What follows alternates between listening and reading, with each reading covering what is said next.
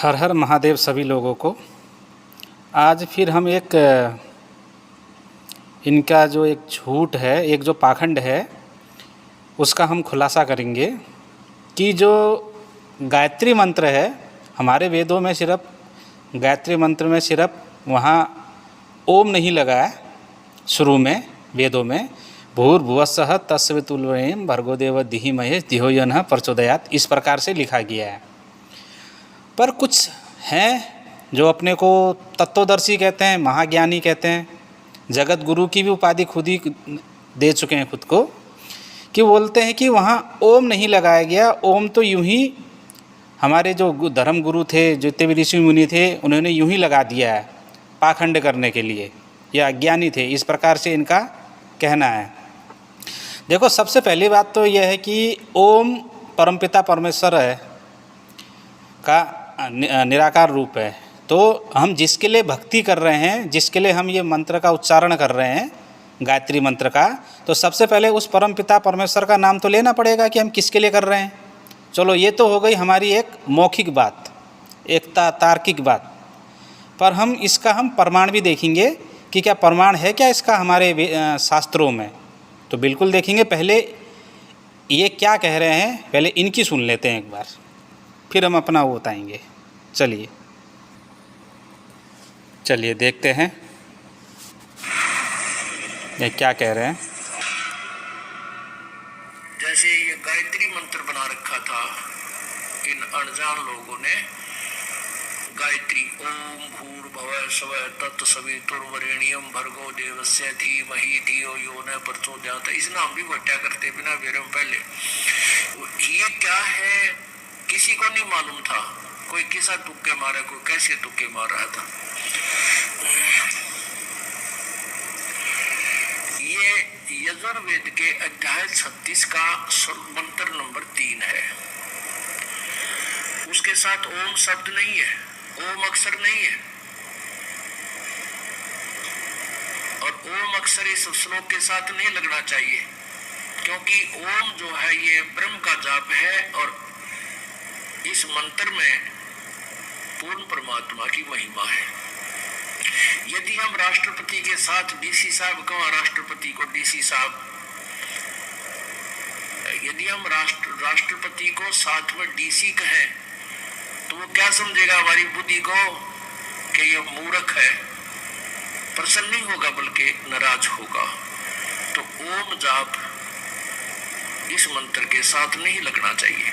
आप देखिएगा यजुर्वेद, मंत्र बुरा नहीं, इसमें क्या लिखा है, जैसे बिजली के गुण लिखे कि बिजली पंखा चलाती है, बल्ब जगा देती है, अंधेरे के उजाले में बदल देती है, और बिजली से आटा पीसा जाता है, बिजली पंप चलाती है, फैक्ट्रियां चला देती है, हैंडपंप से पानी निकाल देती है, ट्यूबवेल चलाकर सिंचाई कर देती है। तो ये गुण है, ये बिल्कुल सत्य है।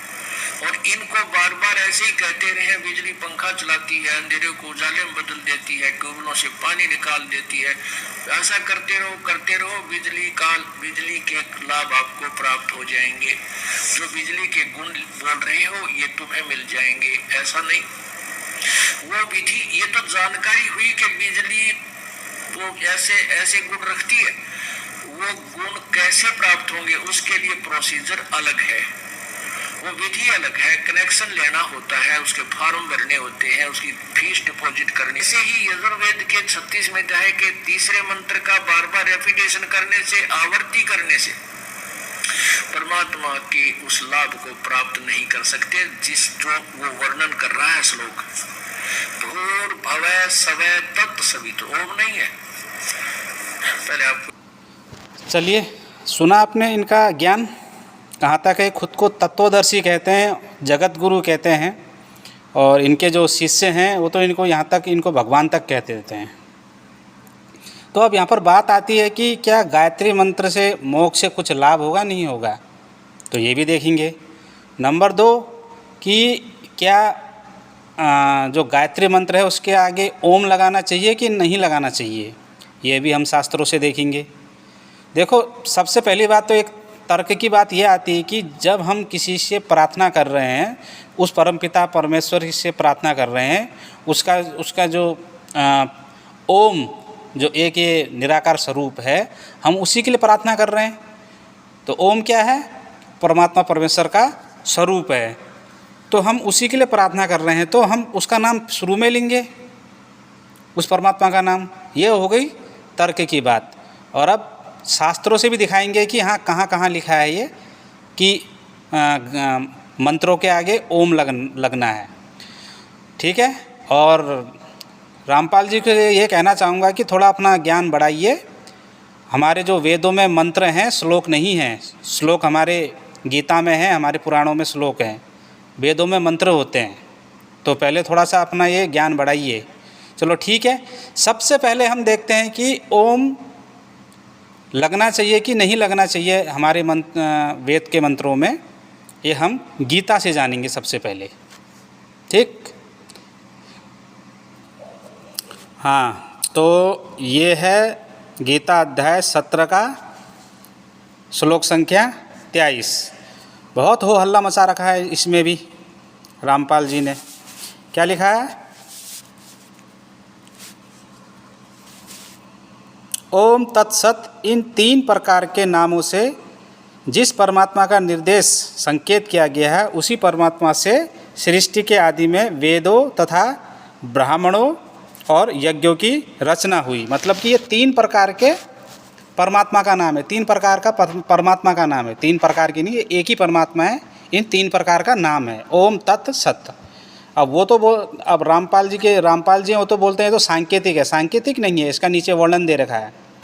24, 25, 26 में वर्णन दे रखा है कि इसका कहाँ कहाँ प्रयोग होता है। तो अब हम देखेंगे कि जो वेद हैं, वेदों के जो मंत्र हैं, उसके आगे ओम क्यों लगता है। ठीक। इसका प्रमाण हम गीता से ही देंगे। अब हम 24वें मंत्र में जाएंगे, 24वें श्लोक में। गीता अध्याय 17 का 24वां श्लोक। क्या लिखा है?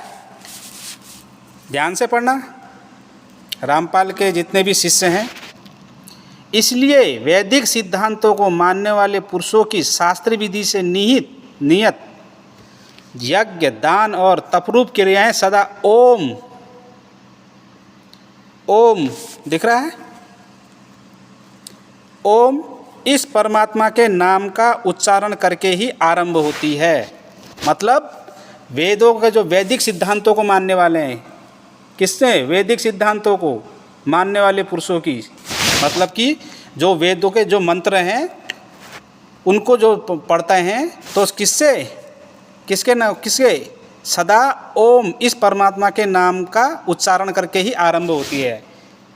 कहने का अर्थ यह है कि जो वेदों में हमारे जो मंत्र हैं जितने, सिर्फ हमारे एक गायत्री मंत्र नहीं, सारे भी जितने भी मंत्र हैं चारों वेदों के, सबके आगे सबसे आरंभ करने से पहले ओम लगाया जाता है, परमात्मा का नाम लगाया जाता है ओम।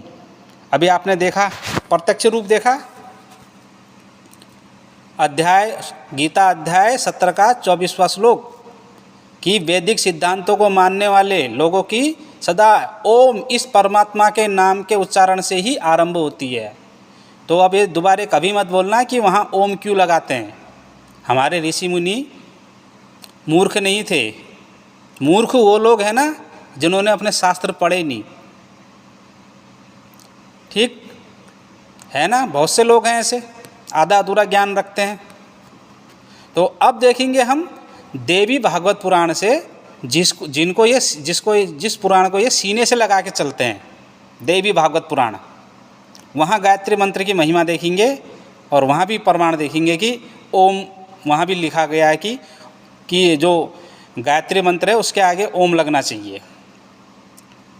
सुन लो रामपाल के शिष्य और रामपाल जी, अगर कभी देखो तो वीडियो ये, ठीक है। जिस देवी भागवत पुराण को आप सीने से लगा के रखते हो, कुछ हो ना हो आपके पास, ये देवी भागवत पुराण जरूर मिलेगा आपको।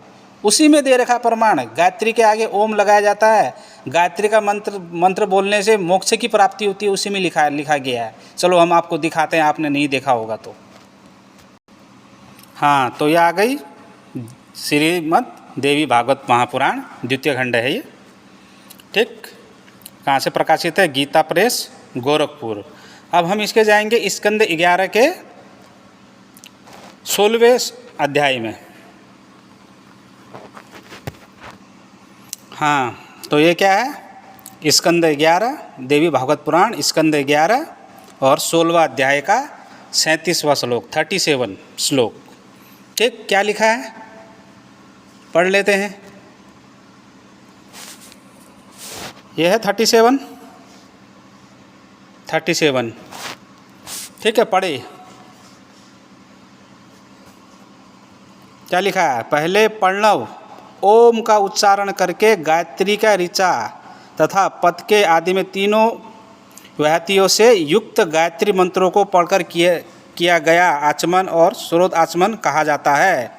मतलब कि नीचे भी लिखा है कि गायत्री के पूर्व तीनों व्याहतियाँ लगाकर तथा प्रत्येक व्याहतियों में प्रणव ओम को जोड़कर शिरोभाग से 7 गायत्री मंत्र का जप करना चाहिए। पढ़ लीजिए, रामपाल के चेलो, रामपाल के शिष्यों, पढ़ लीजिए इसको। ये देवी भागवत पुराण है, देवी भागवत पुराण स्कंद 11 अध्याय 16 श्लोक संख्या 37-38। अगर ये नहीं मानते हो तो अब आपसे ये अपने सीने से लगाना छोड़ देना। देवी भागवत पुराण, मैंने गीता का भी प्रमाण दिया है। अब हम देखेंगे कि क्या गायत्री मंत्र क्या मोक्षदायिनी है? चलो देखते हैं। हाँ, स्कंद 11 अध्याय 16 श्लोक संख्या 39, 40, 41 और 42। 39, 40, 41, 42 क्या लिखा है? पढ़िए। गायत्री के पूर्व तीनों व्याहतियाँ लगाकर तथा प्रत्येक व्यक्ति में प्रणव ओम जोड़कर शिरोभाग से 7 गायत्री मंत्र का जप करना चाहिए। पूरक कुंभ के तरह तथा रेचक करते समय इसका 3 बार जप का प्राणायाम है। अब नीचे पढ़ेंगे हम। हाँ, कि इत्यादि 3 ऋचाओं से कुशा के जल द्वारा शरीर का प्रोक्षण करें अथवा समाहित चिंतन इन 3 ऋचाओं से विद्यमान 9 पदों के आदि में प्रणव का उच्चारण करके उसमें मार्जन करें। इस मार्जन से वर्ष भर में किया गया समस्त पाप मिट जाता है। ठीक है, इस मंत्र से जल से आचमन करना चाहिए। जो ऐसा करता है उसके अंतःकरण में प्रविष्ट पाप मिट जाता है। तो क्या पाप नाशनी कौन है? गायत्री मंत्र। आगे भी देखेंगे। यहाँ देखिए, देवी भागवत पुराण स्कंद 11 अध्याय 17। यहाँ तो गायत्री की पूरी महिमा लिखी गई है। क्या क्या बताएं हम? हाँ, वीडियो बहुत लंबी हो जाएगी, तो फिर भी थोड़ा पढ़ा दे रहे हैं। ठीक है, हम 5वां श्लोक पढ़ लीजिए। ऊपर से सब लिख रखा है कि उस द्विज को परम ज्ञानी समझना चाहिए। वह द्विज परम सायुज्य प्राप्त कर लेता है। मतलब सायुज्य माने पाप मुक्त समझो। ठीक है, बहुत सारा लिख रखा है, पढ़ लेना। ठीक, तो सबसे पहली बात तो रामपाल जी, वेदों में मंत्र होते हैं, श्लोक नहीं होते हैं। नंबर 2 बात, गायत्री की महिमा बहुत बड़ी है। वेदों में भी बहुत प्रमाण है, हमारे शास्त्रों में भी बहुत प्रमाण है। और मंत्रों के आगे ओम लगाया जाता है। वेदों के मंत्रों के आगे ओम प्रणव का आरंभ से ही मंत्रों का उच्चारण होता है। तो ये भी मैंने आपको गीता से भी दिखाया और देवी भागवत पुराण से भी दिखाया। देवी भागवत पुराण तो तुम्हारे लिए सर्वोपरि है ना, सीने से लगा के रखते हो उसको। बहुत अच्छी बातें लिखी है वहाँ हमारे देवी देवताओं के बारे में, बहुत अच्छी गायत्री मंत्र की महिमा, शिव की महिमा, देवी की महिमा बहुत अच्छी से बता रखी है। पढ़ा करो कभी। ठीक है, तो जितने भी मेरे सनातनी भाई हैं, आज देखा होगा कि गायत्री मंत्र के आगे ओम क्यों लगाया जाता है? क्योंकि ओम परमपिता परमेश्वर है। तो हम जब प्रार्थना कर रहे हैं उनकी, तो सबसे पहले उनका नाम तो लेना पड़ेगा। तर्क के हिसाब से भी, अब प्रमाण के हिसाब से भी मैंने आपको दिखा दिया गीता से और देवी भागवत पुराण से, और भी बहुत सारे ग्रंथों में हैं। वीडियो लंबी हो जाएगी, इसलिए मैं ज़्यादा नहीं बोलूँगा। तो रामपाल जी, ज्ञान